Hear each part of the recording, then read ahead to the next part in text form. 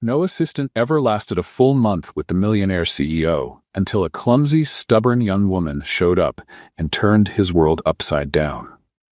Before we begin, drop a comment telling us what city you're watching from. And don't forget to rate the story from 0 to 10 when we're done. Enjoy the story. Harper Evans was already late, which in her mind meant she should at least walk in with dignity. Too bad her skirt kept sliding sideways, and a piece of paper from the subway had stuck to her heel. Great start. When she pushed the glass door a little too hard, the receptionist choked on her coffee. You're? Harper Evans. Interview for executive assistant. 10 a.m. I know it's already 10:20. And yes, the subway stopped. And yes, I got confused about the building name. And yes, I spilled coffee on my resume, but you can still read it. She blurted it all out in one breath, adjusting her skirt and pulling the paper off her shoe. The receptionist just blinked, like she was watching a video and fast forward. Mr. Collins doesn't tolerate lateness.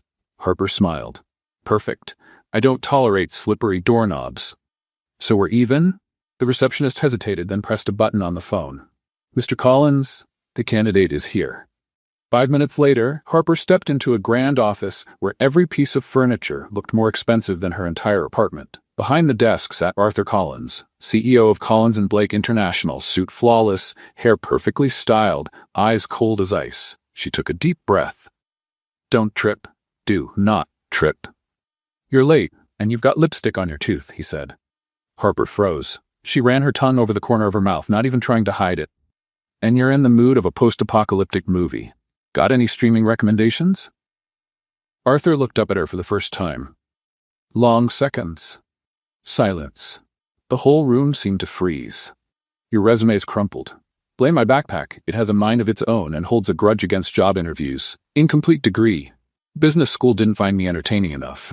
No experience as a secretary, but I do have a hidden talent for finding lost staplers. And I make decent coffee. She smiled, trying not to show the panic bubbling up in her stomach. Arthur studied her like she was a math problem that didn't quite add up. Finally, he leaned back in his chair. Why do you want this job? Because I've got bills to pay, a cat who eats like a lion, and a gift for getting fired before the trial period ends. He raised an eyebrow. Harper winced, but kept her composure. Okay.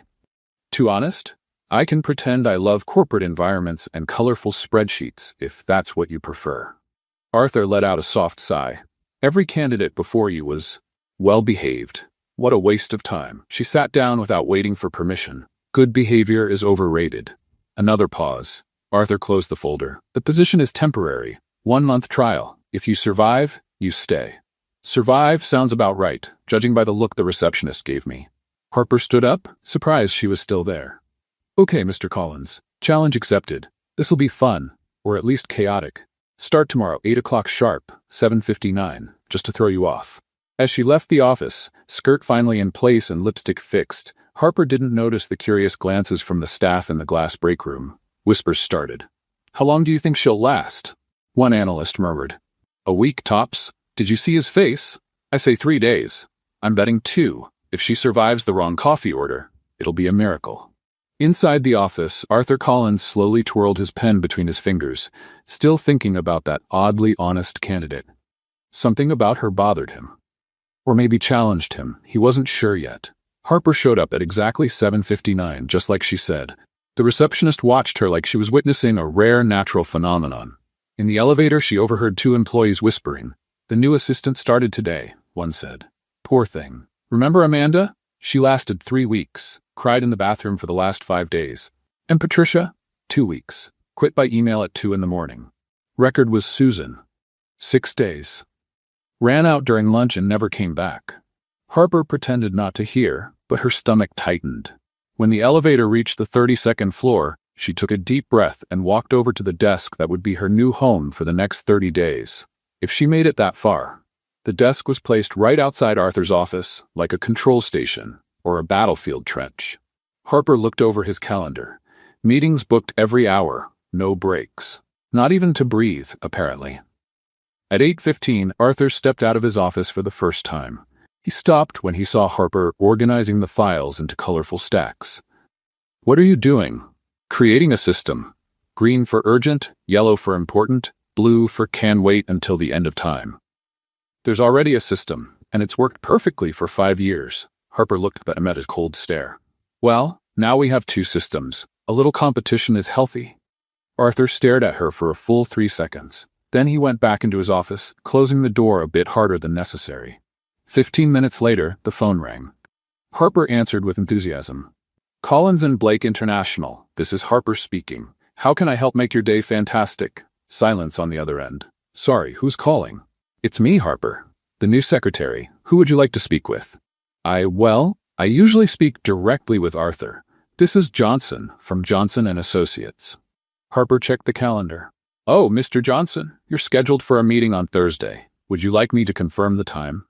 Actually, I'm calling about the New York contract. I need to speak with Arthur, urgently.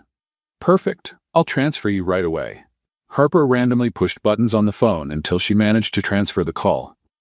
Arthur picked up on the first ring. 2 minutes later, he came out of his office again. You transferred Johnson to the sales department. Oops, I'm still figuring out this phone. It has more buttons than an airplane cockpit. Johnson is our most important client. He can't be sent to sales when he's calling about legal contracts. Got it. Johnson equals important. Sales equals no-go. Harper scribbled on her notepad. Can I ask why he sounded nervous? Arthur hesitated. There's a problem with a contract clause. Nothing for you to worry about. Before he turned to go back in, Harper slapped her forehead. Oh, I almost forgot. A man dropped off a package for you earlier. I signed for it. What package? He was waiting in the lobby. Said he was from the law firm and needed to deliver urgent documents. Harper pointed to a folder on the desk. Seemed important. Arthur frowned and picked up the folder. His eyes scanned through the contents quickly.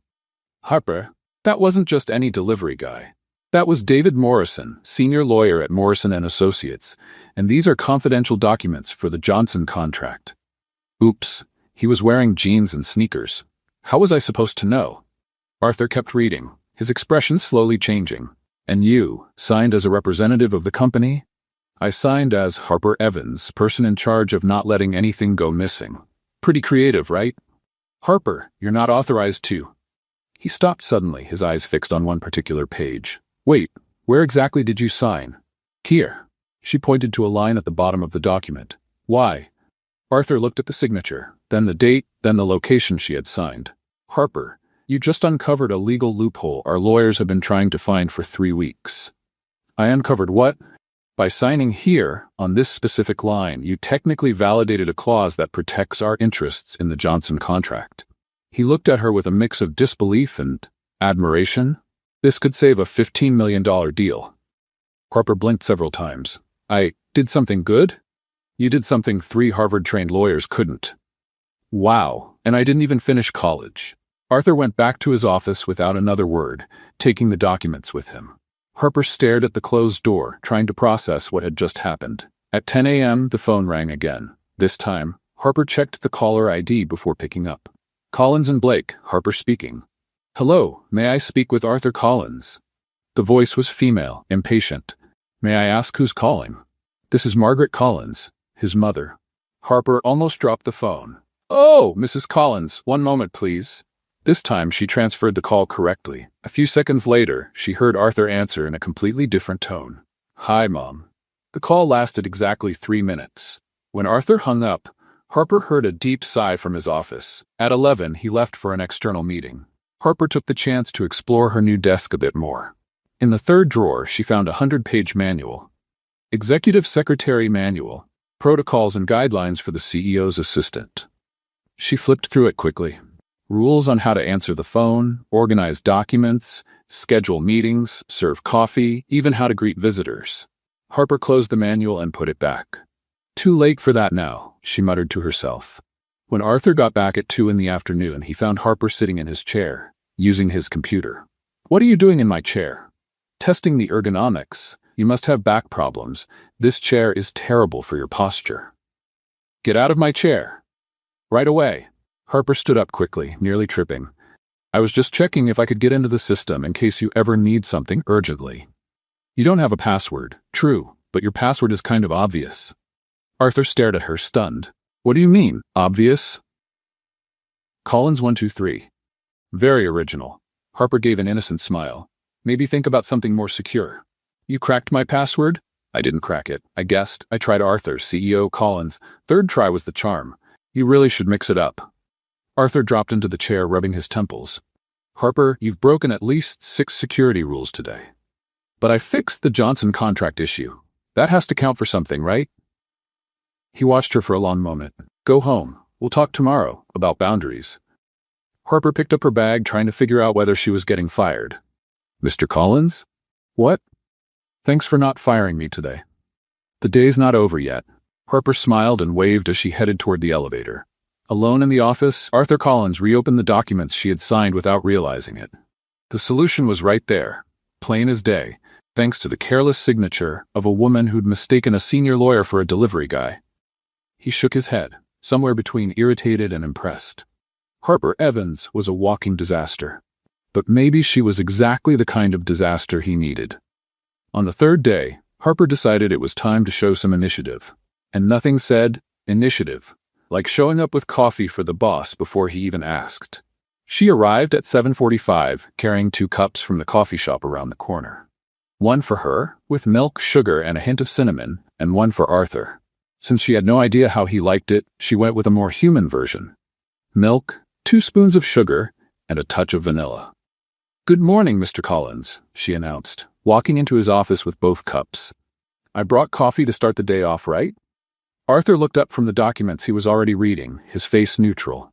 I didn't ask for coffee. I know, that's why it's a surprise. Harper placed the cup on his desk with a bright smile. It's a latte with sugar and vanilla. I bet you'll love it.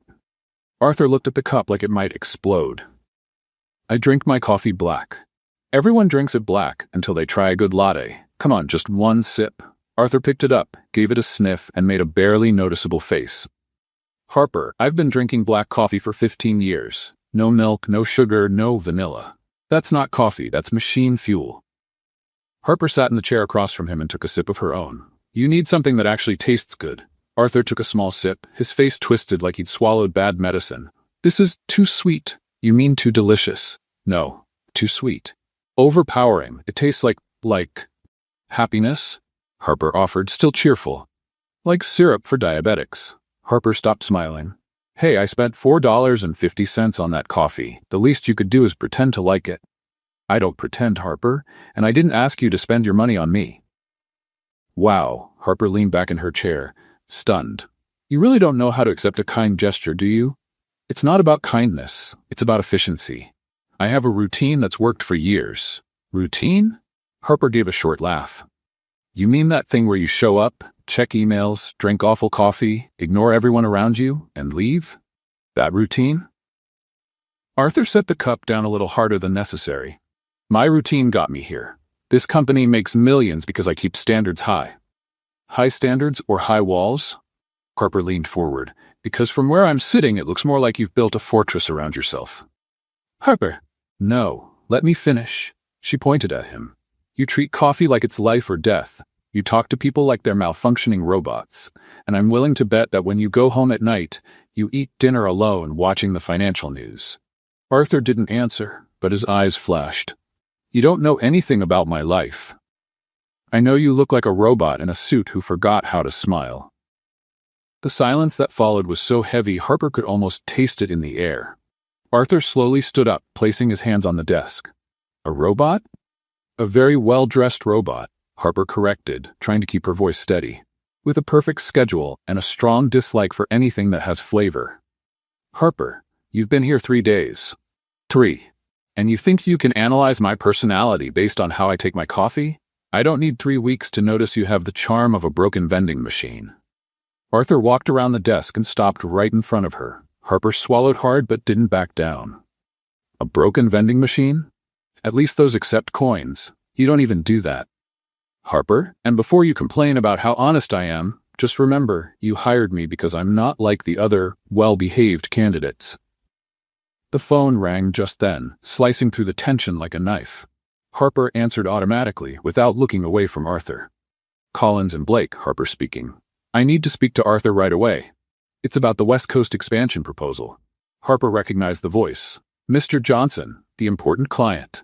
Mr. Johnson, how are you, sir? Can I help you with anything before I transfer the call? Actually, yes, you can. I'm worried about the numbers we saw yesterday. The California market looks unstable, and I'm not sure this is the right time to expand. Harper looked at Arthur, who was still standing beside the desk, clearly listening in. Mr. Johnson, may I ask, are you concerned about short-term instability or long-term? Well, both, to be honest. Harper bit her lip, thinking fast. Have you seen the news about the new tax incentive law that passed in California last week? Silence on the other end. What law? The Business Investment Incentive Act. It offers up to 30% in tax breaks for companies that set up operations there in the next 18 months. Harper glanced at Arthur, who now looked surprised.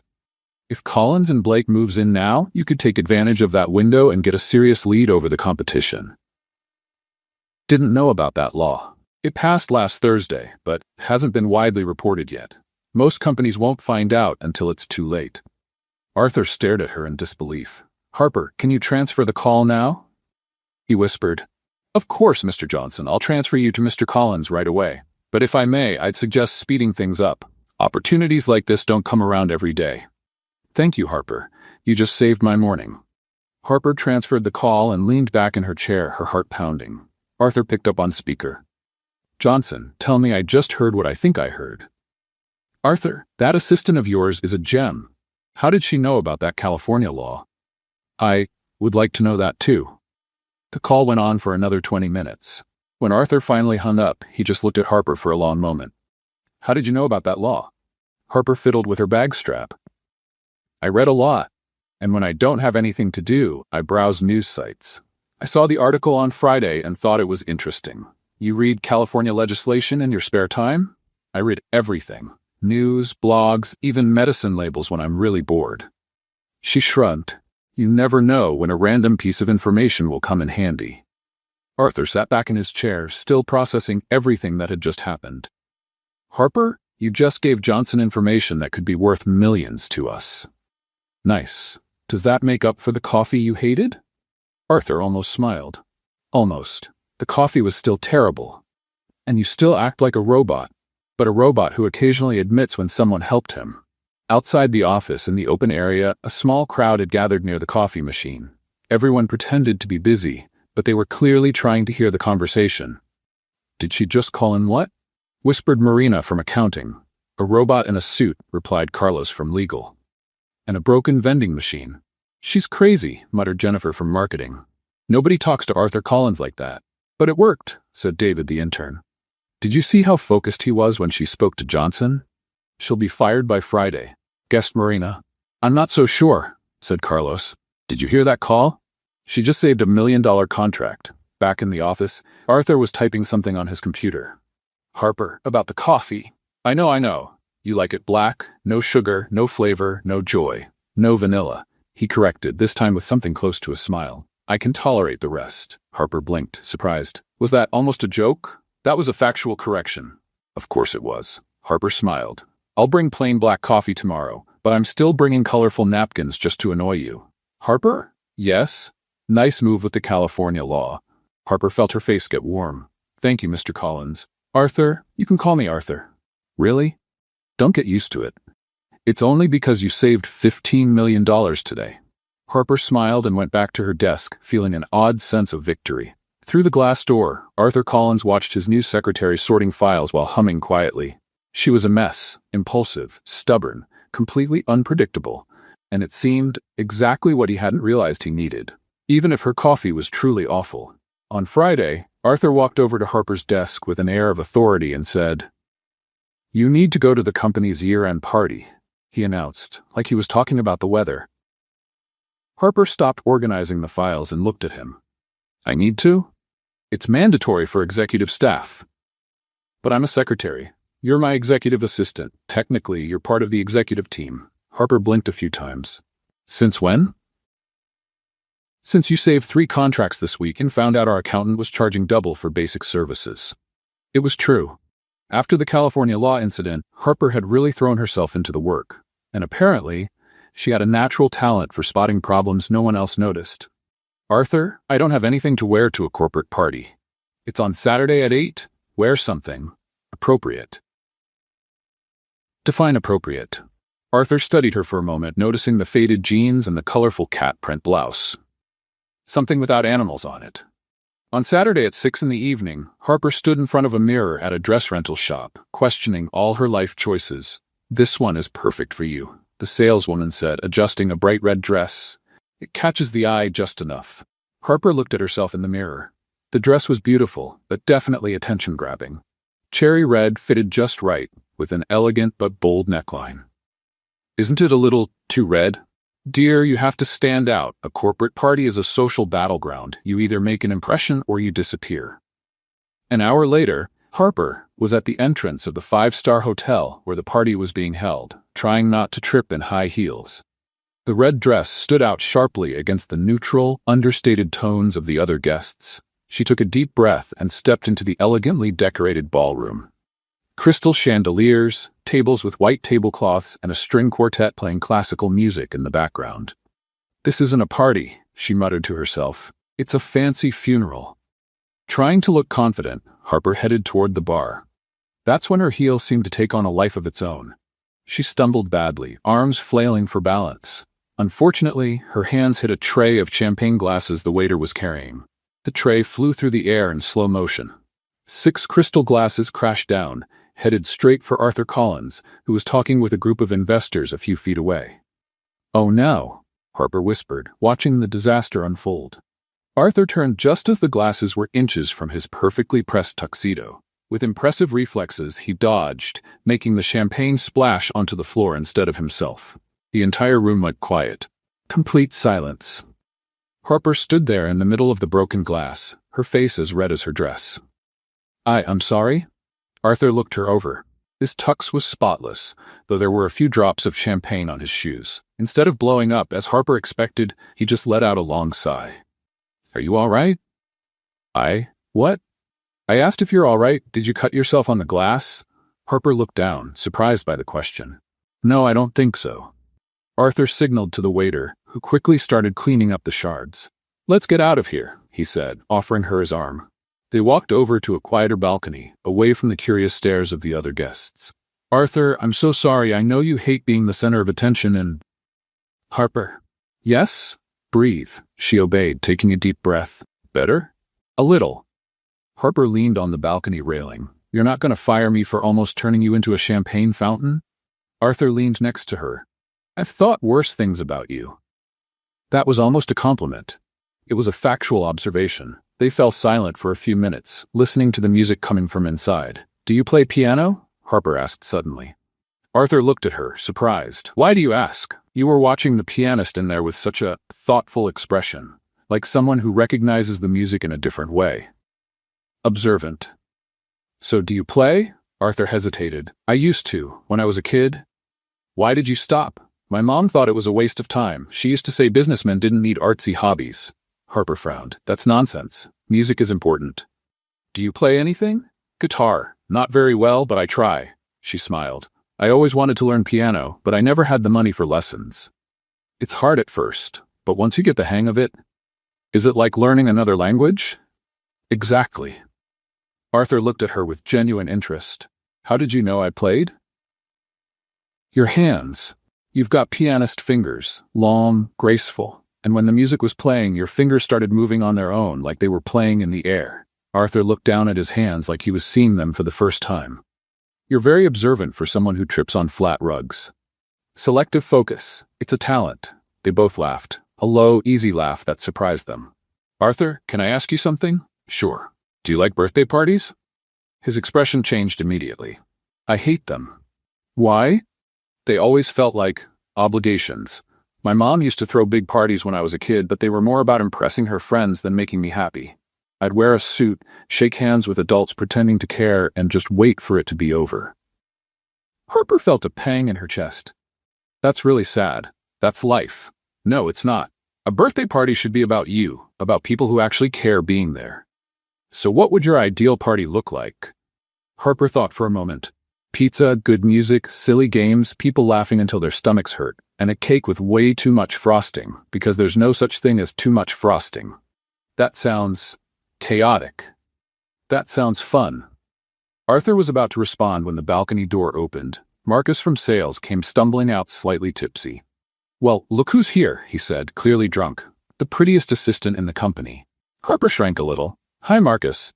"Harper, you look amazing in that dress." Marcus stepped in closer than he needed to. "How about a dance?" "Thanks, but I'm talking with Arthur right now." "Oh, come on, leave the boss for a few minutes." Marcus held out his hand. "He won't mind." "Actually, she said no," Arthur said, his voice suddenly cold. "Relax, Arthur. It's just a dance." Marcus ignored her refusal and reached for Harper's hand. She pulled back, but he kept going and grabbed her wrist. "Marcus, please. Come on, don't be shy." Before Harper could react, Arthur stepped in front of her, placing himself between them. "Take your hands off her. Now." "Hey, take it easy."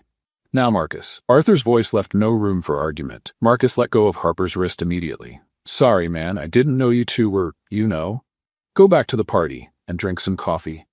Marcus left quickly, leaving them alone again. Harper rubbed her wrist, even though Marcus hadn't really hurt her. "Thank you." "Does he always do that?" "Sometimes, when he's had too much. It's never been serious, but it shouldn't happen." Harper looked at Arthur, noticing the tension in his shoulders, the way his hands were clenched. "Are you okay?" "I'm fine. What matters is that you're okay." Something in the way he said that made Harper's heart beat a little faster. "Arthur? Yes? Thanks for not leaving me alone with him." "Harper? Yes? Thanks for reminding me that parties can be about more than just obligations." They looked at each other for a moment that lasted longer than it probably should have. "We should get back," Arthur said finally. "Probably." But neither of them moved. Something had changed on that balcony. Something subtle but real. And they both knew there was no going back. The following Monday after the party, Arthur was quieter than usual. Harper noticed he was checking his phone every 5 minutes and sighing more than any person reasonably should. "Something wrong?" she asked, sorting his mail on the desk. "My mother's coming to New York." "Is that bad?" "She wants to introduce me to a friend's daughter. A lawyer, Yale graduate, perfect to start a successful family." He made air quotes, clearly annoyed. Harper stopped sorting papers. "And you don't want to meet her?" "Harper, I know the type. She'll talk about expensive wine, European vacations, and how she plans to support my career while redesigning an apartment that isn't even hers yet." "Wow. Do you have a problem with ambitious women?" "I have a problem with people who see me as a life project instead of a person." The phone rang before Harper could answer. Arthur glanced at the caller ID and frowned. "It's her." "Answer it." "I can step out if you want some privacy." "No, stay. Maybe having you here will stop me from saying something I'll regret." Arthur picked up and put it on speaker. "Hi, Mom. Arthur, darling. I'll be arriving Thursday at 2. I already booked lunch for Friday at the plaza with you and Caroline." "Mom, I already told you I can't." Caroline Whitman, degree in corporate law, Harvard graduate, comes from a very respectable family. You two will get along beautifully. Harper watched as Arthur ran a hand through his hair, clearly frustrated. "Mom, I can't make lunch on Friday." "Why not?" Arthur hesitated, glancing at Harper with a desperate look. Because I'm already seeing someone." Silence on the other end of the line. "Seeing someone? Since when?" "Since a few weeks ago." Harper's eyes widened as she realized where this was going. "Arthur, you've never mentioned a girlfriend." "Because it's new. Very new." "What's her name?" Arthur looked straight at Harper, who was now shaking her head vigorously. "Harper. Her name is Harper." "Harper? What kind of name is Harper?" "A lovely name, Mom. She's special." Harper covered her face with her hands. "Well, then I want to meet her. Bring her to lunch instead of Caroline." "Mom, this isn't..." "Wonderful. Friday, 1 o'clock at the plaza. No excuses." The call ended. Arthur and Harper looked at each other in silence for a few seconds. "You just used me as an excuse with your mother," Harper finally said. I panicked. "Arthur, I know. It was dumb, but you heard her. Caroline Whitman, Harvard graduate, perfect family. She was planning our wedding before I even met the woman." Harper stood and began pacing the room. "This is crazy. You're going to have to call her back and tell her the truth. Or, you could help me out." Harper stopped pacing. "What do you mean?" "Just pretend to be my girlfriend for the afternoon, so she'll stop trying to set me up." "Arthur, this is a terrible idea." "Please, Harper, I'll buy you pizza for a month. Pizza won't cover the emotional trauma of meeting your mother. 2 months of pizza and a raise." Harper looked at him for a long moment. "How much of a raise?" 15%. 25. 20. "Deal. But if your mom hates me, it's on you. She's going to love you." Harper let out a sarcastic laugh. "Arthur, your mom's expecting Caroline Whitman, Harvard graduate. I'm Harper Evans, dropped out of college, and I'm your assistant. Executive assistant. Same difference. She'll hate me in the first minute. By Friday, Harper was standing in front of the Plaza Hotel, wearing her one dressy outfit, navy blue conservative, borrowed from her neighbor, and trying not to throw up from nerves. Arthur appeared beside her, as perfect as ever. Ready? Definitely not. What's our story again? We met at work, started out as friends, and things just grew from there. And how long have we been dating? 3 weeks. Okay, and what do I do for a living? You work with me, in the strategy department. Arthur, I don't know anything about strategy. You saved 3 contracts this month. You know more than you think. They walked into the elegant restaurant. Margaret Collins was waiting at a table by the window. Harper recognized her immediately. Perfectly styled gray hair, pearl necklace, posture that screamed high society. Arthur, darling. Margaret stood to hug her son. Then her eyes landed on Harper with thinly veiled curiosity. Mom, this is Harper. Harper, my mother, Margaret Collins. It's a pleasure to meet you, Mrs. Collins, Harper said, extending her hand. Margaret shook her hand briefly, clearly inspecting every detail. So you're Harper. Arthur hasn't told me much about you. He tends to be private. Harper smiled, but in a good way. They sat down and Harper immediately dropped her napkin on the floor. As she bent to pick it up, she bumped her head on the table. Sorry, she mumbled, her face red. Margaret raised an eyebrow watching the scene. Harper, what field do you work in? Strategy. Mainly contract analysis. And what did you study? Harper swallowed hard. Business administration. But I didn't finish college. You didn't finish? Margaret looked genuinely shocked.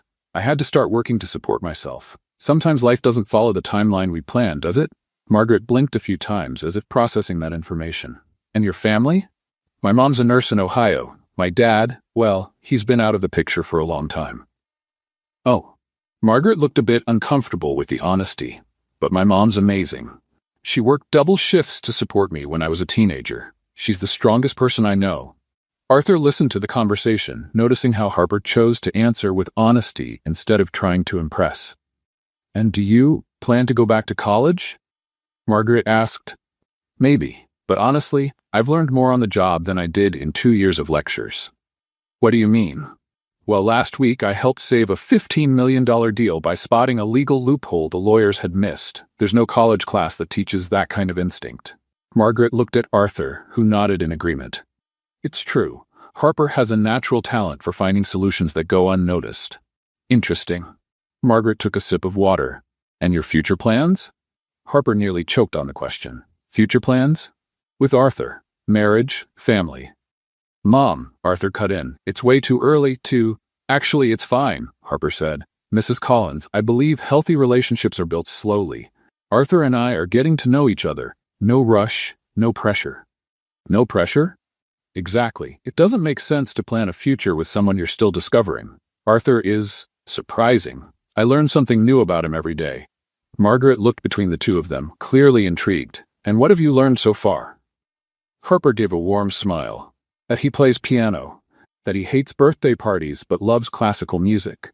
That he's kinder than he seems and funnier than he knows.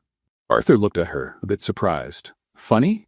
You have that dry sense of humor that catches people off guard. It's charming. Margaret watched their exchange with growing interest. Arthur never told me he played piano. He should start playing again, Harper said. Talented people shouldn't leave their gifts behind. Lunch continued with Harper being surprisingly natural. She knocked over a few things, laughed a little too loud once, and asked a couple of overly direct questions, but she was also honest, funny, and truly curious about getting to know Margaret. By the time they said goodbye, Margaret gave Harper a much warmer hug than at the start. It was a pleasure meeting you, Harper. Same here, Mrs. Collins. Arthur, Margaret whispered to her son while Harper was distracted. She's different. In what way? Authentic. She's not trying to impress me. It's refreshing. After Margaret left, Arthur and Harper walked quietly for a few blocks. So, Harper finally asked, how'd I do? She liked you. Really? More than liked you. She was intrigued. My mother can't stand people who try too hard, but you were just yourself. Harper smiled. Good. Pretending to be someone else is exhausting. Harper? Yes, thank you. Really. You're welcome, but you owe me a 20% raise and 2 months of pizza. Deal.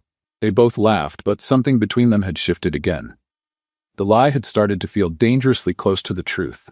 The Monday after lunch with Margaret, Harper arrived at the office and found Arthur on a tense call with Robert Sterling, CEO of Sterling Tech, one of the biggest tech companies in the country. "Robert, I understand your concern, but our marketing proposal is solid," Arthur was saying, clearly frustrated. Harper pretended to organize papers while listening in. "Yes, I know the young market is important. No, our team hasn't lost touch with the millennial audience. Robert, please, give me one more week to reshape the presentation." Arthur hung up and ran his hands over his face. "Trouble?" Harper asked. "Sterling thinks our marketing proposal for their new app is too old for their target audience. He wants something that speaks young, but our team only knows how to do traditional corporate campaigns." "What's the app?" "Taskmaster, a task organizer for college students and young professionals." Harper frowned. "And what was the proposal you showed him?" Arthur pulled up slides on his computer. Sleek corporate images, slogans like "Efficiency is the path to success" and smiling models in spotless office settings. "Arthur, this looks like an ad for life insurance." "What do you mean?" "Young people don't live like that. Their lives are chaotic. They're juggling work, school, social life, and existential anxiety. This campaign talks to robots, not real people." Arthur leaned back in his chair. "So how would you do it?" Harper thought for a moment, biting her lip. "Raw honesty. Show the actual chaos. Something like, your room's a war zone, you missed 3 deadlines this week, and you've been living on ramen noodles, but at least your tasks are organized in Taskmaster." Arthur blinked. "That's very specific." "Because it's real. Young people love it when someone admits life is messy. No one wants to pretend they've got it all together." "Harper, marketing doesn't work like that. You can't." "And using memes," she cut in, excited. "That meme of the dog sitting in the fire saying, 'This is fine.' Perfect for Taskmaster. Your life is burning down, but your tasks are in order. This is fine." Arthur looked at her like she just suggested selling ice cream in the Arctic. "Memes? In a corporate campaign?" "Arthur, Sterling wants to reach young people. And young people speak in memes. It's practically its own language." Before Arthur could answer, the door opened. Robert Sterling walked in with his team, an hour early for the meeting.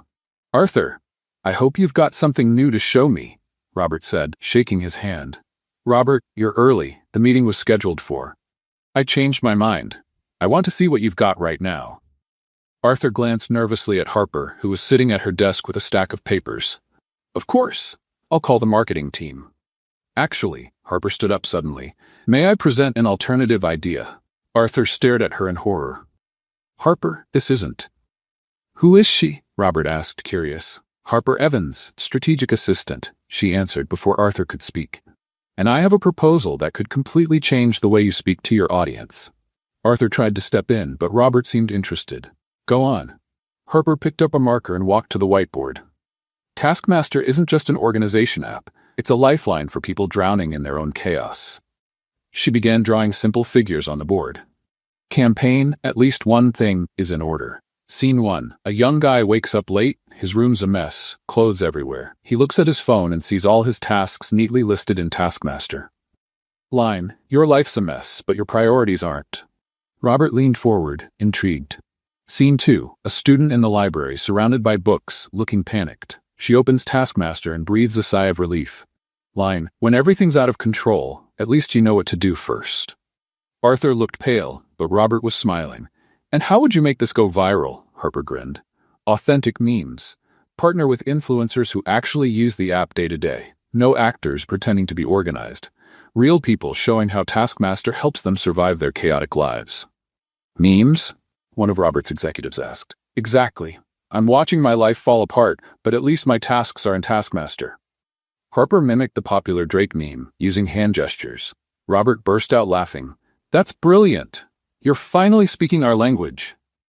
Arthur tried to take control of the situation. "Robert, this is just an early concept. Our team still needs to develop." "There's nothing to develop," Robert interrupted. "This is exactly the kind of energy we've been looking for." "Harper, can you lead this campaign?" Harper looked at Arthur, who seemed on the verge of a nervous breakdown. Well, it would be an honor." "Perfect. I want a full proposal by Friday, with timeline, budget, everything." Robert shook Harper's hand enthusiastically. "Arthur, you found a gem. This young woman understands the younger market better than any agency we've worked with." When Robert and his team left, Arthur closed the door and turned to Harper. What just happened? I saved the deal? Harper, you just committed to leading a multi-million-dollar campaign without checking with anyone. But he liked the idea. That's not the point. Arthur paced the room. You don't have experience in marketing. You don't know budgets, timelines, teams. Arthur, breathe. We'll figure it out together. Together? You're not going to let me sink on my own, are you? Arthur looked at her for a long moment. Harper, you just committed us to our biggest client and saved our account. Sterling was ready to drop us. That doesn't mean... The door opened again. David from legal came in, beaming. Guys, Sterling just signed a 2-year contract extension. They loved the new creative direction. After David left, Arthur dropped into his chair. Harper, do you realize what you've done? Saved our jobs? He ran his hands through his hair. You just reinvented our entire marketing strategy in 15 minutes. Out in the common area, the rumors had already started. Harper's leading the Sterling campaign? Marina whispered. She's only been here, 1 month? Carlos replied. And now she's a strategic assistant? Jennifer rolled her eyes. Clearly, something's going on between her and Arthur. Or maybe she's just really good at what she does, David said. Oh, please. Nobody rises that fast without a little extra help. Back in the office, Arthur was on the phone, pulling together a team to support Harper. Yes, marketing is fully on board. No, she's not inexperienced, she's innovative. Right, meeting at 9 tomorrow. When he hung up, he looked at Harper. Congratulations, you've officially been promoted to senior strategic assistant. Really? Sterling insisted, and the board approved a 30% raise in your salary. Harper jumped out of her chair. Arthur, that's amazing. Harper? Yes?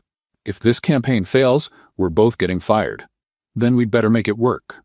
Arthur looked at her, noticing the determined spark in her eyes. Why do I feel like I just unleashed a hurricane on the company? Because you did. Harper smiled, but the kind of hurricane that leaves everything better once it passes. Arthur shook his head, somewhere between impressed and terrified. Harper Evans had arrived as a temporary secretary. Now she was leading the company's biggest campaign, and he was starting to realize he couldn't imagine the office without her creative chaos. Even if that scared him more than he wanted to admit. It was Thursday, 11 o'clock at night, and Harper was still at the office, putting the final touches on the proposal for Sterling. Arthur had insisted on staying too, going over every detail with the obsession of someone who feared a misplaced comma could cost $15 million. Arthur, for the 10th time, the presentation is perfect, Harper said, glancing at him over a stack of papers. You need to stop revising. Just one more pass through the Q3 numbers, he muttered, eyes still on the screen. Harper noticed he looked paler than usual and had touched his forehead several times in the last hour. Are you okay? You look a little... I'm fine. Arthur cut her off, but his voice sounded hoarse. 15 minutes later, Harper heard a strange noise coming from his office. She looked up and saw Arthur holding his head in his hands. Arthur? He didn't answer. Harper got up and walked into the office. Arthur was clearly struggling to keep his eyes open, his face flushed and sweaty. You have a fever, she said, touching his forehead. His skin was burning. I don't have a fever. I have work to do. Arthur, you're literally burning up. When's the last time you ate? He tried to remember. And couldn't. I don't know. Yesterday? Maybe the day before? Oh my God. Harper shook her head. You're worse than a stubborn child. Come on, get up. Harper, I need to finish. What you need is medicine and rest. The presentation can wait. Arthur tried to argue, but a wave of dizziness made him grab onto the desk. Okay, maybe I do need 5 minutes. Harper helped him up, slipping her arm around his waist. 5 minutes. Nothing. You're lying down now. She guided him to the break room in the back of the office, a small space with a couch, a little table, and a mini fridge that was rarely used. Harper, this is ridiculous. I don't need. Sit. She gently pushed him down onto the couch. And stay quiet while I take care of you. Arthur sank into the couch, surprised by the relief he felt at finally giving in to what his body had been begging for. Harper disappeared for a few minutes and came back with a steaming mug, some pills, and a towel with ice. Chamomile tea from the break room, 2 ibuprofen I found in the first aid kit, and ice to bring the fever down, she announced, setting everything on the table. Where'd you find chamomile tea? Jennifer from marketing has a whole collection in her cabinet. I borrowed it without asking. Harper sat at the edge of the couch. Take your medicine. Arthur obeyed without complaint, which told Harper just how sick he really was.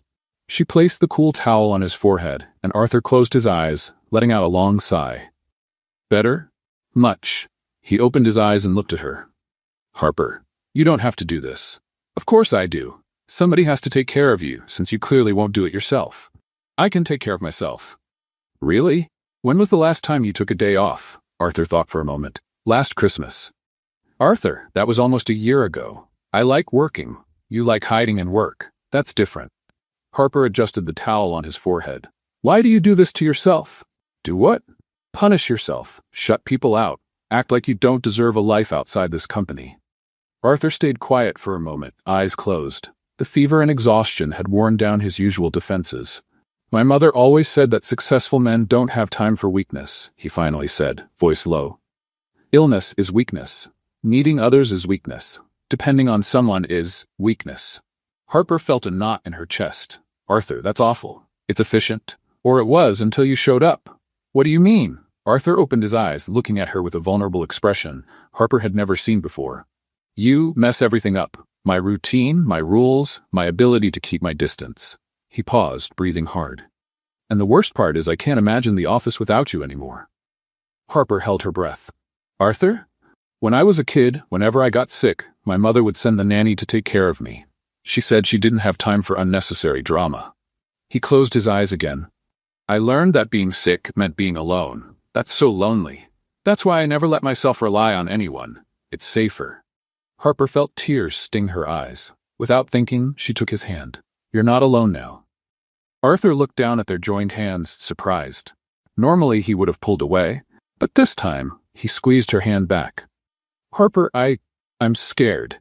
Scared of what? Of getting used to this, to you taking care of me, to needing you. His voice was quiet but completely honest. Why does that scare you? Because people always leave. My dad left when I was 12, said my mother was too cold and I was turning into her. Every girlfriend I had eventually gave up trying to reach me. He looked straight at her. And you will too. Arthur, you'll realize I really am what my mother says. Cold, distant, unable to feel the right way. Harper leaned in closer, still holding his hand. Listen to me, you stubborn robot. You're not cold. You're careful. There's a big difference. Let me finish. She smiled. You protect yourself because you've been hurt before. That doesn't make you a robot. It makes you human. A scared human maybe, but still human. Arthur watched her like he was seeing something impossible. How do you do that? Do what? Make me feel like I could be different. Better. They were very close now. Harper could feel his breath, see the small scars on his face she'd never noticed before. Arthur, you're already better than you think. Something shifted in the air between them. Arthur lifted his free hand and gently touched her face. Harper. Yes? Thank you for taking care of me, for not giving up. They moved even closer. Harper could feel the heat of his fever, see the vulnerability in his eyes. For a moment, the world stopped. Arthur tilted his head, his lips just inches from hers, and then he stopped. I can't. Why not? Because you deserve someone who knows how to do this right, someone who isn't afraid to feel. He pulled back, running a hand through his hair. I don't want to hurt you, Harper. And if that choice is mine to make. Arthur looked at her with a mix of longing and fear. Harper, you don't understand. I don't know how to be normal. How to date, how to show affection, how to not ruin everything. Then learn. And if I can't? Harper gave a sad smile. Then at least you tried. They looked at each other in silence, the moment heavy with unspoken possibilities.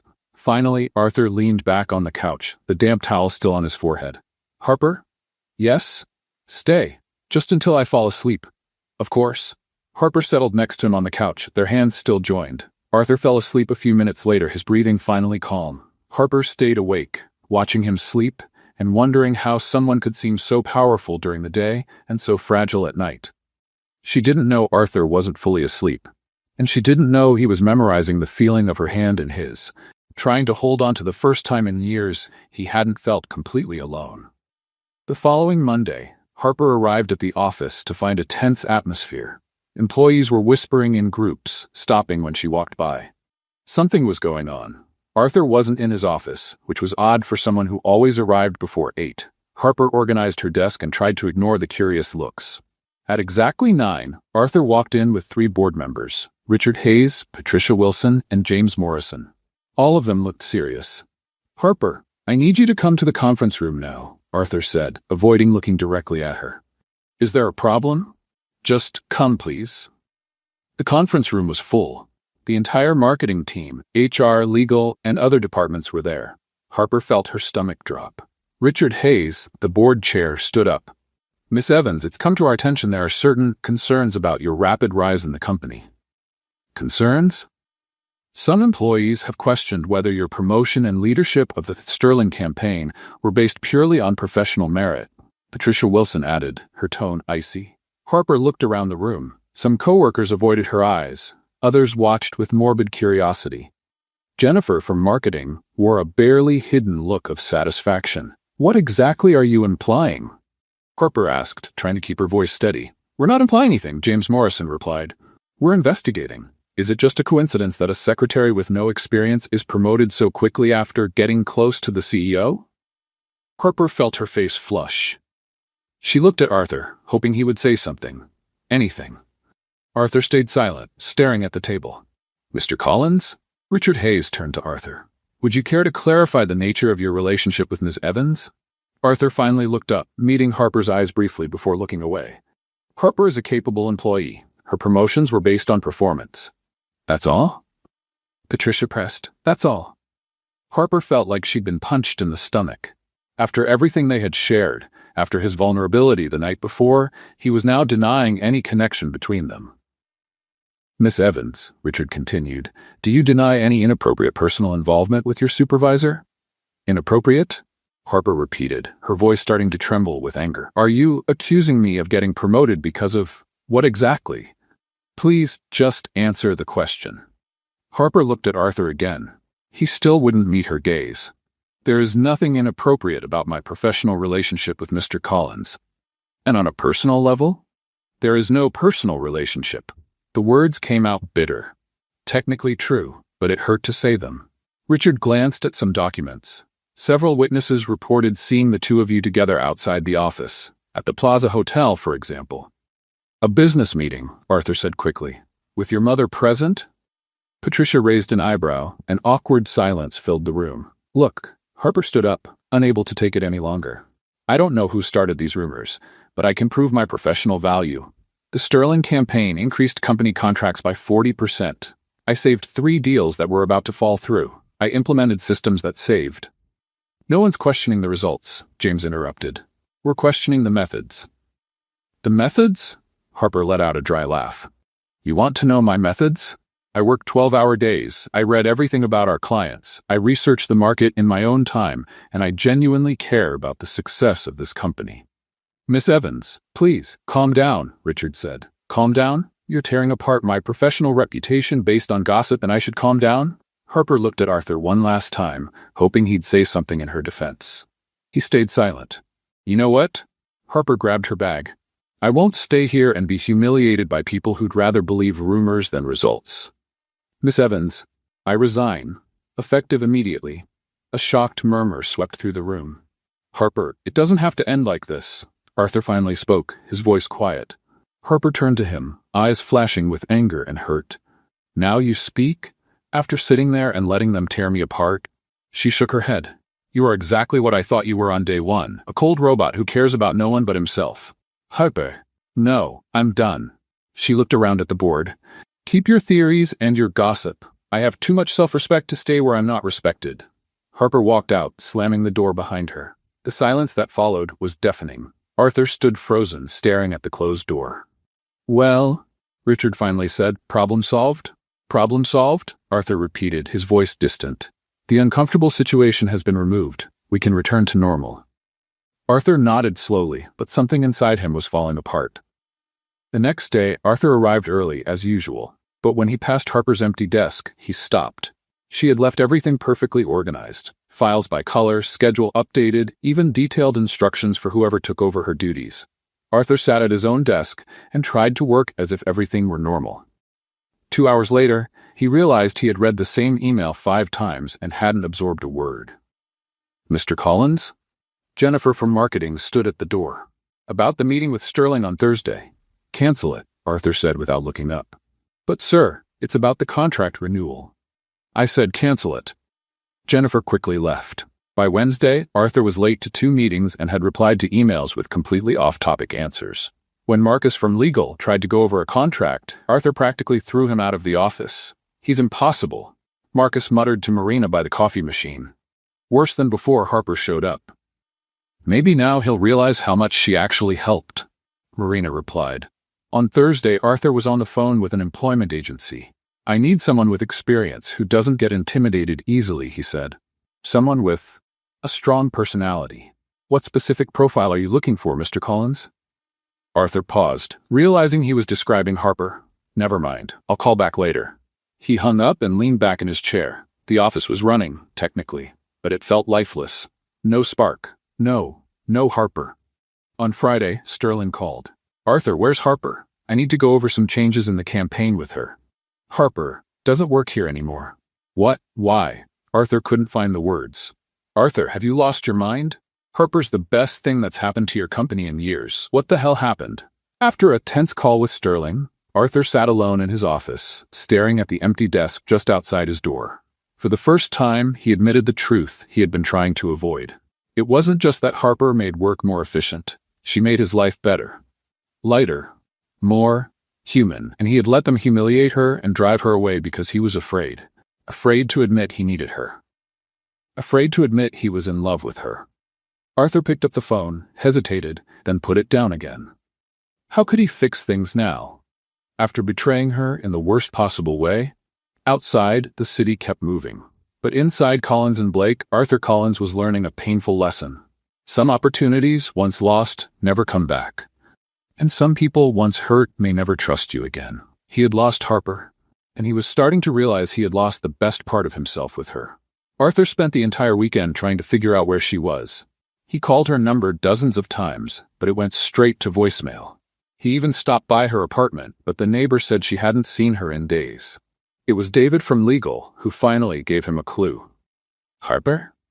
"Oh yeah, she posted on Instagram that she's volunteering at an animal shelter in Brooklyn. Something about needing puppy therapy after corporate heartbreak." Arthur had never used Instagram in his life, but he managed to find the location: Paws and Heart's Animal Rescue. On Sunday morning, he drove to Brooklyn with a bouquet of pink peonies, Harper's favorite flowers, according to the receptionist, and a carefully rehearsed speech he'd practiced in the mirror for an hour. The shelter was a small building surrounded by outdoor pens and kennels. Arthur parked, adjusted his suit, completely wrong for this, and headed to the entrance. "Can I help you?" A volunteer at the front desk asked. "I'm looking for Harper Evans. It's an emergency." "Harper?" "She's in the rescued pig pen. Out that door, take a right. You can't miss it." Arthur followed the directions, mentally running through his speech. "Harper, I made a terrible mistake. You're essential to the company and to—" He stopped abruptly when he saw the scene in front of him. Harper was sitting in the middle of a pen, surrounded by hay, with a little pink piglet in her lap. She was wearing old jeans, rubber boots, and a t-shirt stained with mud. She was talking to the animal like it was a baby. "No, Bentley, you can't eat my bracelet. It's not food," she said, laughing as the piglet tried to nibble on her wrist. Arthur stood by the fence, holding the bouquet, completely unsure of how to proceed. "Excuse me," he called out. Harper looked up, and her expression shifted instantly from cheerful to ice cold. "What are you doing here?" "I need to talk to you." "We have nothing to talk about."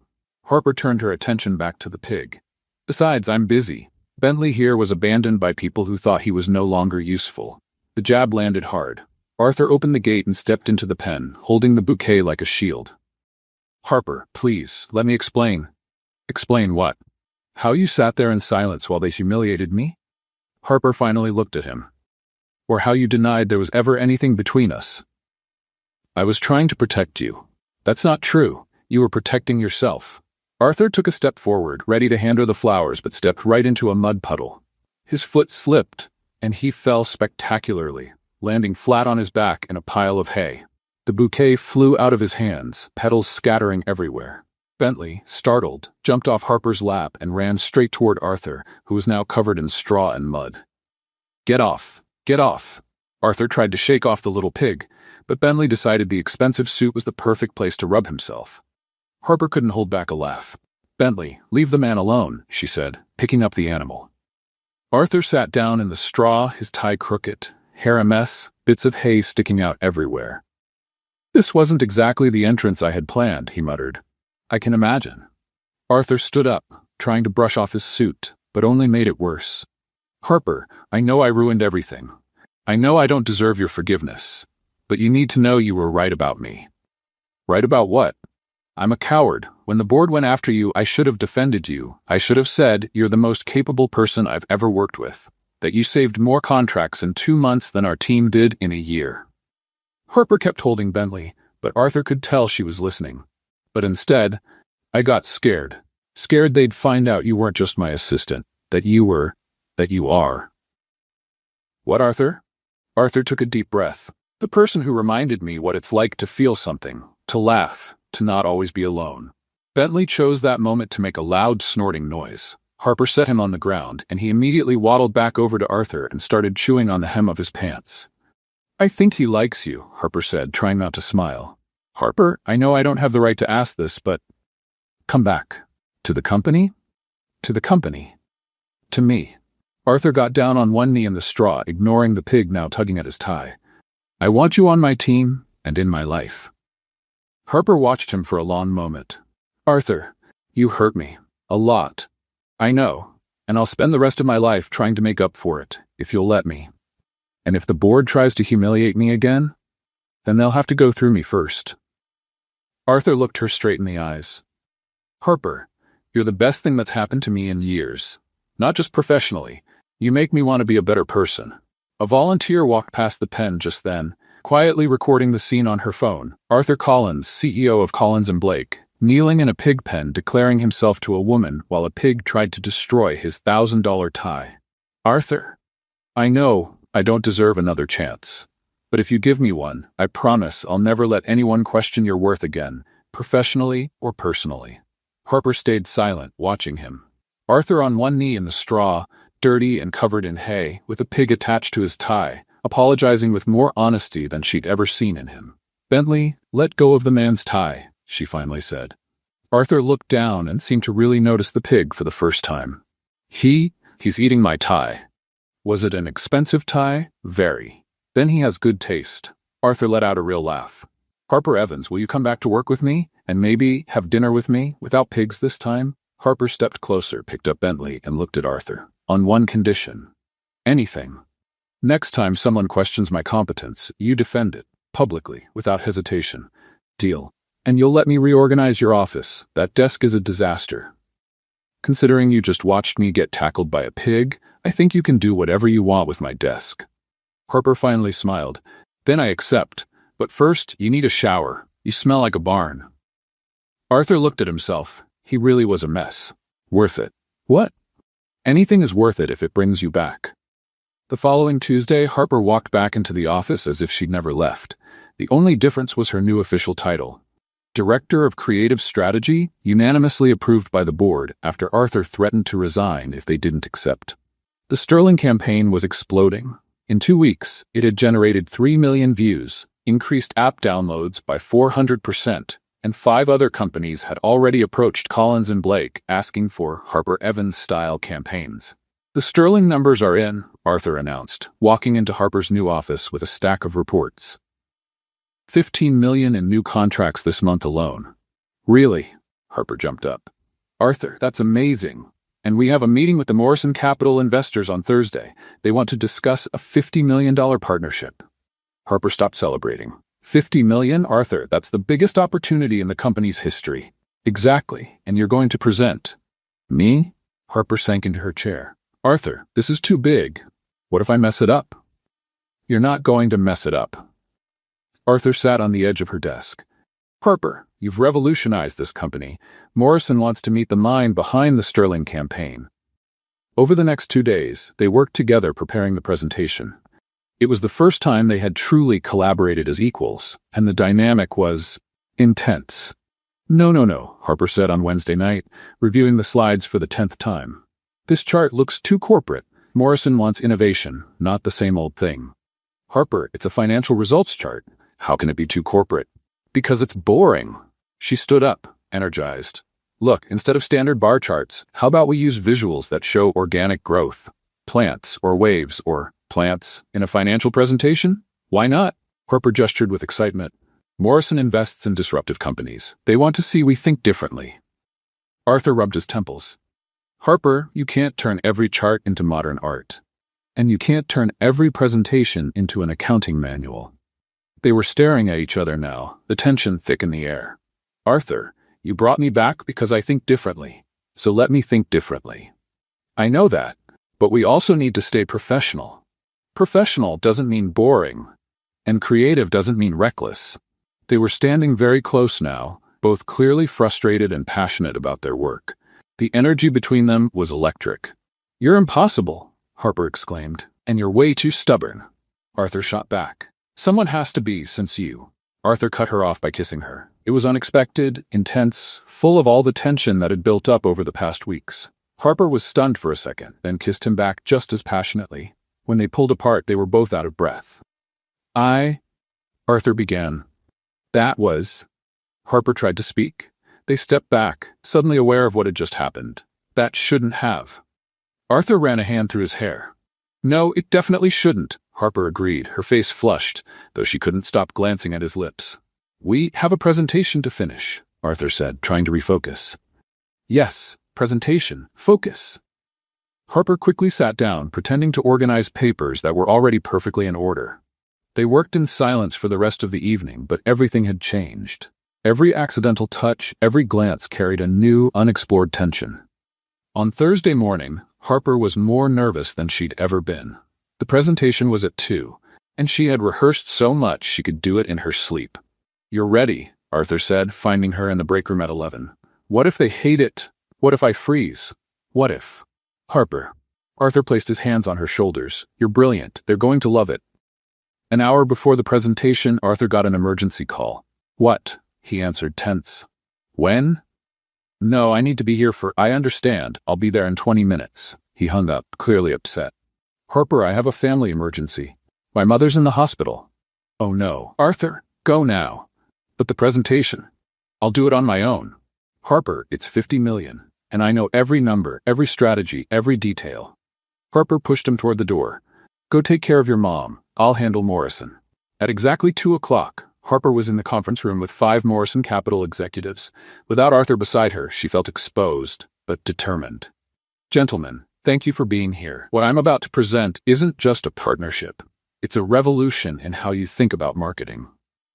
Across town, Arthur was at the hospital, finding out his mother had only sprained her ankle, but insisted it was a serious emergency. When he realized he'd been tricked into missing the presentation, he panicked. He raced back to the office like a madman, arriving halfway through Harper's pitch. Peeking through the conference room door, Arthur saw Harper commanding the room like a conductor. The executives were fully engaged, asking questions, smiling, clearly impressed. The real question, gentlemen, isn't whether you should invest in innovation. It's whether you can afford not to, Harper was saying, pointing to a chart that, Arthur noticed with surprise, included organic visual elements that actually worked. One of the executives leaned forward. Miss Evans, where do you see this partnership in 5 years? I see you as pioneers of a new era of authentic marketing. I see companies lining up to work with us, and I see all of us very, very wealthy, Harper replied with a confident smile. The room burst into laughter. Arthur felt a wave of pride so strong he had to lean against the wall. Harper wasn't just competent, she was exceptional, and she was his. No, he corrected himself. She was his partner. In every sense of the word. When the meeting ended with a handshake and promises of a contract the following week, Arthur was waiting for Harper in the hallway. How did it go? He asked, eager. They want to sign a 5-year deal. 70 million, not 50. Arthur looked at her for a moment, then lifted her off the ground and spun her around. Harper Evans, you're amazing. When he set her down, they stood close again, both remembering the kiss from the night before. Arthur, I know, we need to talk about what's going on between us. Yes, we do. But first, Arthur smiled, let's celebrate. You just saved our company. Again, Harper smiled back. We make a good team, we make a great team. And for the first time, Arthur Collins was beginning to accept that maybe, just maybe, he needed Harper Evans for more than just work. Maybe he needed her for everything. The following Friday, After the success of the Morrison presentation, Arthur walked over to Harper's desk with a strangely nervous look on his face. "Do you have plans tonight?" Harper looked up from her reports. "Depends. Why?" "I'd like to take you to dinner. Not to talk about work or campaigns or any of that. Just dinner." Harper studied his face, trying to see if this was another workplace misunderstanding. "Arthur, what exactly are we talking about here?" "A real date between two people who care about each other." Harper's heart sped up. A date.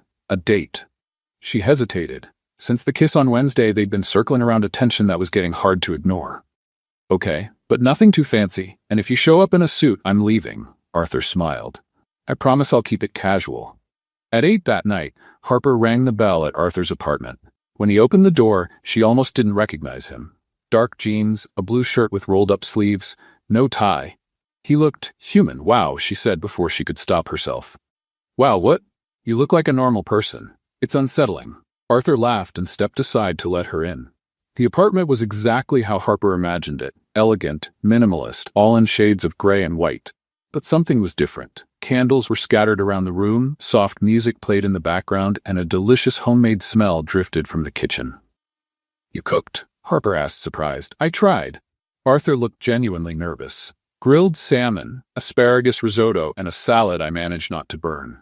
Arthur Collins cooks, who knew? YouTube is a surprisingly educational tool. They sat down at the table, and Harper immediately noticed something different. Arthur was quiet.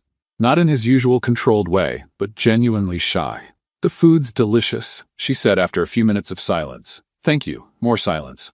Harper took a sip of wine, watching him. Arthur was poking at his food, clearly nervous. "Okay, what's going on?" she finally asked. "What do you mean?"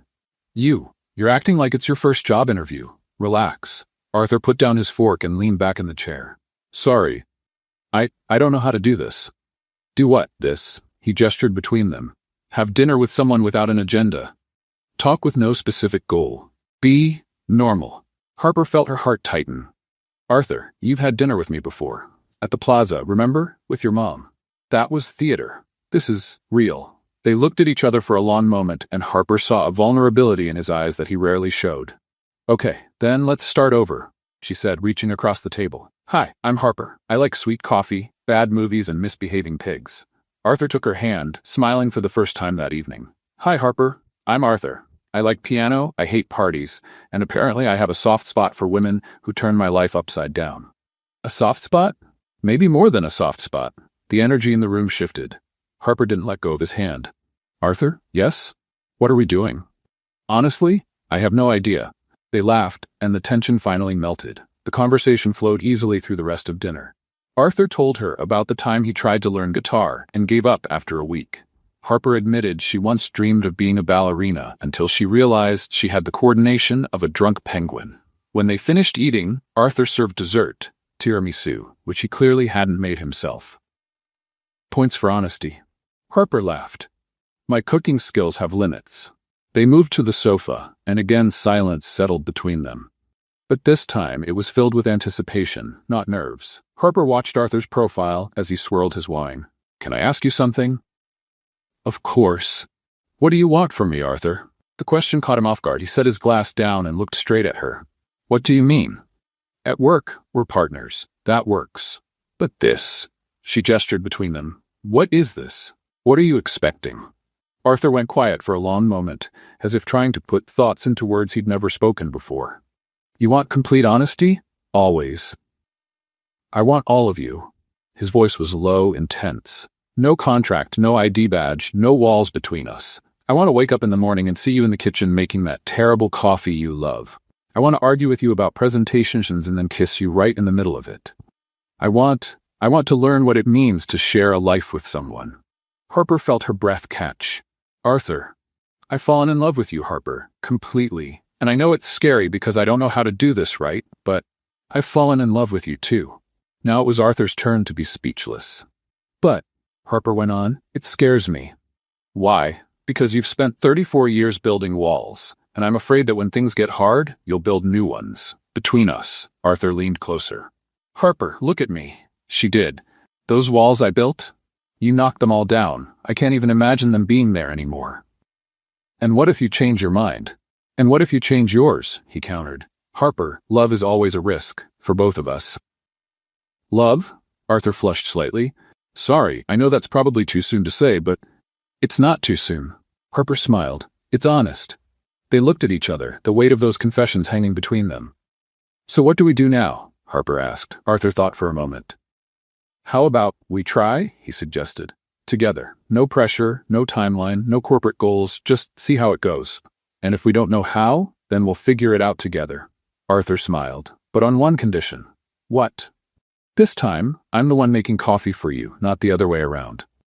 Harper burst out laughing. Arthur Collins offering to make someone sweet coffee. I never thought I'd see the day.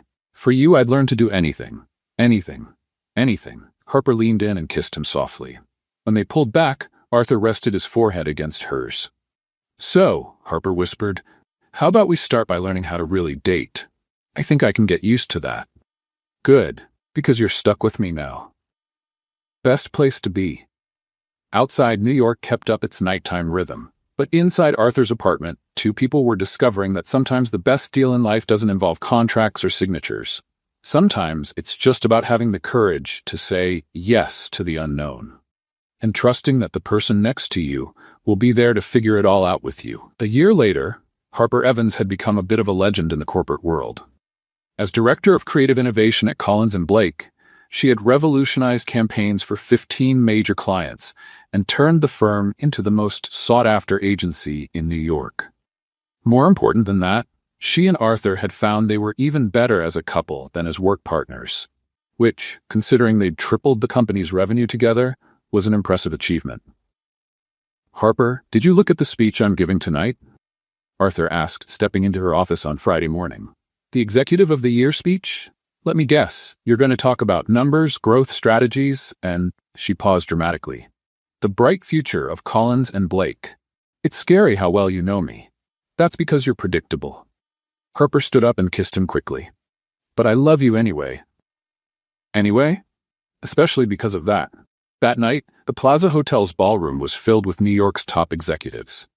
Arthur had been named CEO of the Year for the third year in a row, and Harper sat in the front row, wearing an elegant navy blue dress Arthur had picked because it matches your eyes when you laugh. Ladies and gentlemen, the host announced, please welcome Arthur Collins, CEO of Collins & Blake International. Arthur walked onto the stage, perfectly put together as always. Tailored suit, hair in place, confident posture. Harper smiled, remembering the nervous man she'd met a year earlier. Thank you, Arthur began, adjusting the microphone. Receiving this award is an honor, but it wouldn't be honest to accept it as my achievement alone. Harper raised an eyebrow. That wasn't in the speech she had reviewed. Over the past year, our company has gone through a complete transformation. Not just in numbers, though those were outstanding, but in culture, in energy, in soul. The audience murmured in agreement. Harper started to wonder where Arthur was going with this. That transformation happened because one extraordinary person joined our company and changed everything. She came in as a temporary secretary and became my saving grace. Harper felt her face heat up. A few people in the audience started turning to look at her. Harper Evans, Arthur went on, scanning the crowd for her, you've taught me that leadership isn't about control, it's about inspiration. That innovation comes from creative chaos, not rigid order. And that, loving someone is the best business decision anyone can make. Now everyone was looking at Harper, who was trying hard not to bolt from the room. Arthur, what are you doing? She whispered, even though she knew he couldn't hear her. On stage, Arthur pulled a small box from his pocket. The whole audience held its breath. Harper Evans, Arthur said into the mic, would you be my partner? For life? And then he got down on one knee, or tried to. His suit was so tight that when he bent his knee, there was a loud tearing sound. Off balance, he slipped a few inches on the stage carpet, still kneeling but now looking more like someone trying a very awkward stretch. The audience gave a mix of laughter and sympathetic ohs. This was not part of the plan, Arthur muttered into the microphone, still kneeling off-center. Harper couldn't hold it in anymore. She got up from her chair and walked to the stage, laughing so hard she could barely keep her balance. Are you okay? She asked, helping him up. My pride's a little bruised, but the ring is still intact, Arthur said, holding up the box. So what do you say? Will you marry me, even after watching me rip my pants in public? Harper looked at him. Messy hair, torn suit, red with embarrassment, but smiling like she'd never seen before. "Arthur Collins, you are the most charmingly clumsy man I've ever met." "Is that a yes?" "That's a huge yes." The crowd burst into applause. Arthur slipped the ring, a classic, elegant solitaire, onto Harper's finger and kissed her as 300 people cheered and clapped. When they pulled apart, Harper grabbed the mic. "Just so you all know," she announced, "he practiced this speech 15 times in the office. Not once did he fall." "Harper?" Arthur protested, laughing. "What can I say?" She shrugged. "With me and his life, even perfect plans turn into romantic comedies." The crowd laughed and clapped even louder. 2 months later, on a sunny spring Saturday, Harper and Arthur got married in a small garden in Central Park. The ceremony was exactly what you'd expect from a Harper Evans wedding. The groom arrived 5 minutes late because he forgot the rings in the car. The bride tripped on her dress walking down the aisle, but was saved by David from legal, who was also a groomsman. The officiant swallowed a bee in the middle of the vows. Arthur's mom cried so hard she smudged all her makeup, and Margaret Collins, who had completely fallen for Harper, spent half the ceremony laughing and the other half fanning herself with the program. "Do you promise to love, honor, and put up with each other's annoying habits until death do you part?" the officiant asked after finally recovering from the bee incident. "I promise to put up with him checking emails during breakfast," Harper said. "And I promise to put up with her reorganizing my files without asking," Arthur added.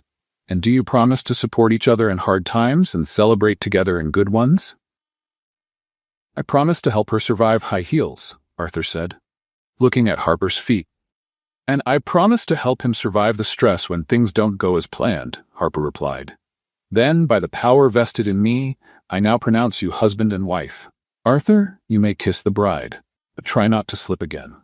When Arthur kissed Harper, the guests burst into applause. Bentley, the rescue pig Harper insisted on bringing as their mascot, chose that exact moment to trot across the garden, making everyone laugh even more. "Mrs. Collins," Arthur whispered in Harper's ear as they pulled apart. "Mr. Collins," she replied, "ready for a lifetime of organized chaos?" "With you? I wouldn't expect anything less." They walked through the garden while the guests tossed rose petals, and Harper couldn't stop laughing. A year ago, she had been a desperate secretary. Now she was a successful executive, married to the man she loved, and surrounded by people who truly cared about her. "Harper?" Arthur said as they reached the decorated car. "Yes? Thank you. For what?" "For showing up in my life like a whirlwind and teaching me that sometimes the best thing that can happen is when all our plans go completely off track." Harper leaned in and kissed him again. "Arthur Collins, you have no idea what kind of adventure you're in for. With you leading the way? I'm sure it's going to be epic." And as they drove off into the future, tin cans rattling behind the car and Bentley running after the vehicle, one thing was clear. Love, just like the best business deals, sometimes begins with complete and total chaos. What did you think of Harper and Arthur's story? Let us know in the comments. Rate this story from 0 to 10. What score would you give? Don't forget to subscribe and turn on notifications so you don't miss any of our stories. And check out more touching stories by clicking right here on the final screen.